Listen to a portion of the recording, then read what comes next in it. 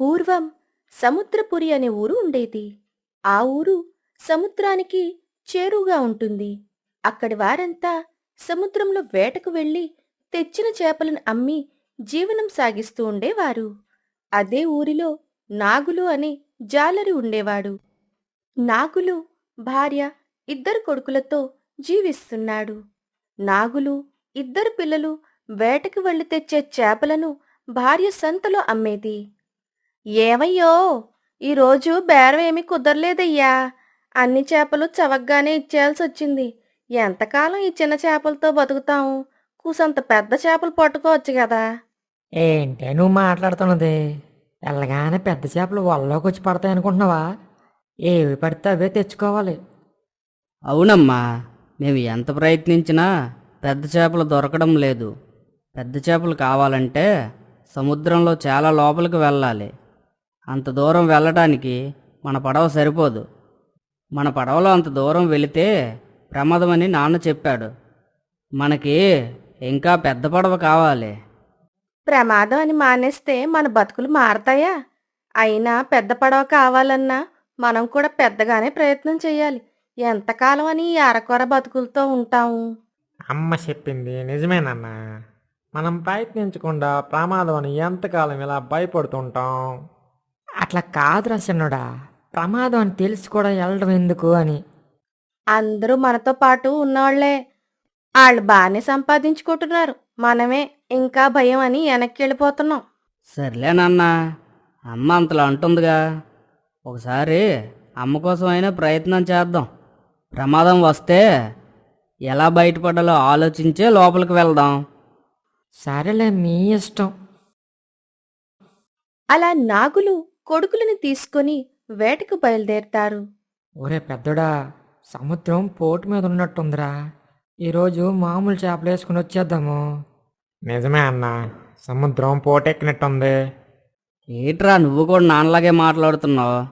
ఎలాగో వెళ్దామని అనుకున్నాముగా. మళ్ళీ ఇక్కడికి వచ్చిన తర్వాత భయం ఎందుకు? అయ్యిందేదో అయ్యింది.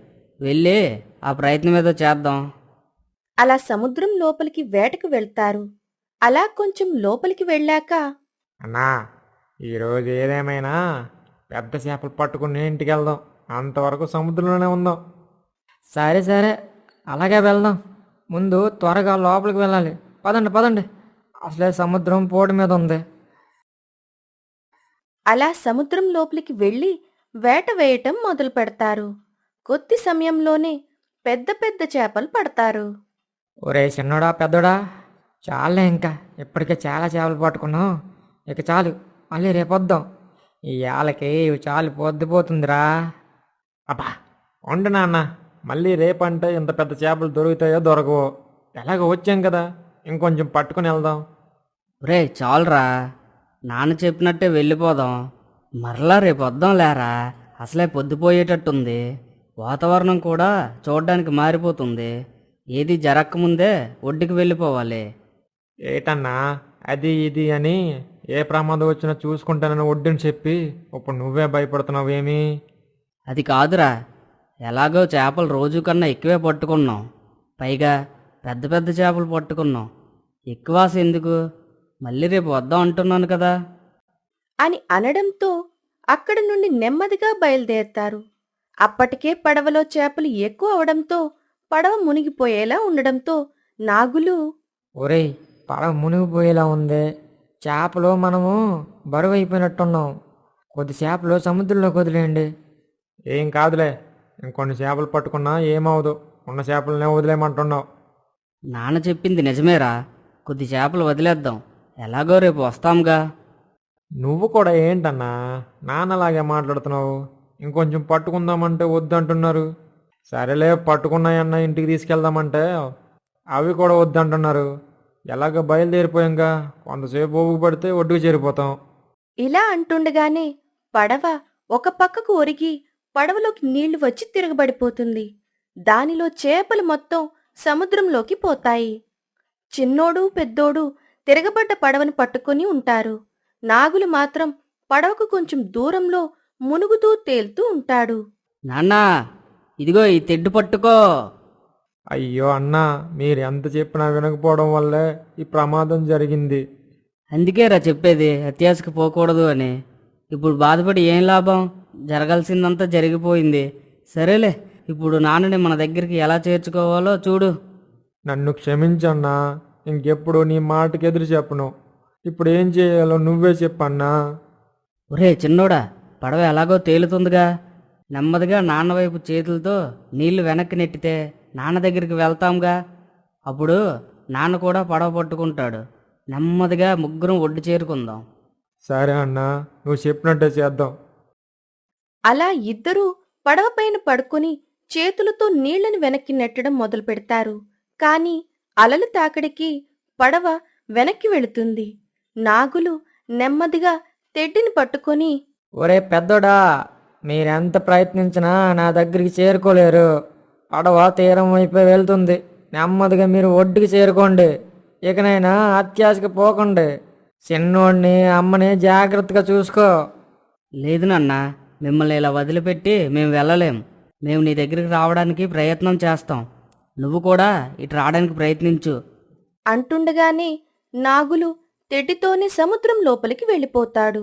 కొడుకులిద్దరూ చూస్తుండగానే నాగులు దూరమైపోతాడు. ఇద్దరికీ ఏం చెయ్యాలో తోచక ఏడుస్తూనే తీరం వైపు పడవని మళ్ళిస్తారు. అయ్యో అన్నా, తెలిసి నాన్ననే ప్రమాదంలోకి నెట్టేశాం. నాన్న ప్రమాదం ప్రమాదం అంటూనే ఉన్నాడు, కానీ మనమే వినలేదు. ఇప్పుడు చేతులారా నాన్నని చంపుకోవాల్సి వచ్చింది. తప్పు నీది కాదురా, నాది. ఏదో ఒక ప్రయత్నం చేయాలి అని తీసుకొచ్చి నాన్ననే ప్రమాదంలో నెట్టవలసి వచ్చింది. నాన్నను వదిలిపెట్టి ఏం ముఖం పట్టుకుని ఇంటికి వెళ్తామన్నా? అమ్మకి ఏమని చెప్తాం? నాన్న ఎలా ఉన్నాడో ఏంటో, ఎటు వెళ్ళిపోయాడో. అయినా మనం కొంచెం ప్రయత్నం చేయాల్సింది. నాన్నను కూడా తీసుకొద్దుమేమో. అవునన్నా, కొంచెం ప్రయత్నించుంటే నాన్న కూడా మనతో ఉండేవాడు. మనం మాత్రం ఏం చేస్తామన్నా? మనమేమన్నా అనుకున్నామా ఇలా జరుగుతుందని? జరిగింది ఏదో జరిగింది, ఇంటికి పోదాం నడన్నా. అలా ఇద్దరూ ఇంటికి వచ్చి బయటనే కూర్చుని ఏడుస్తూ ఉంటారు. ఇందులో నాగమ్మ వచ్చి, ఏంట్రా పెద్దోడా, ఏమైంది? ఎందుకు ఏడుస్తున్నావు? మీ నాన్నేడి? అని కంగారుగా అడుగుతుంది. అప్పుడు జరిగిందంతా నాగమ్మకి చెప్పుకొస్తారు. నాగమ్మ అక్కడే కుప్పకూలిపోయి కూర్చునిపోతుంది. అయ్యో, అప్పటికీ చెబుతూనే ఉన్నారు ప్రమాదం అని. నేనే వెళ్ళలేదు. చిన్న చేపలు పెద్ద చేపలని ఆశకు పోయి మీ నాన్నను పోగొట్టుకున్నాన్రా అని ముగ్గురు కుమిలిపోతారు.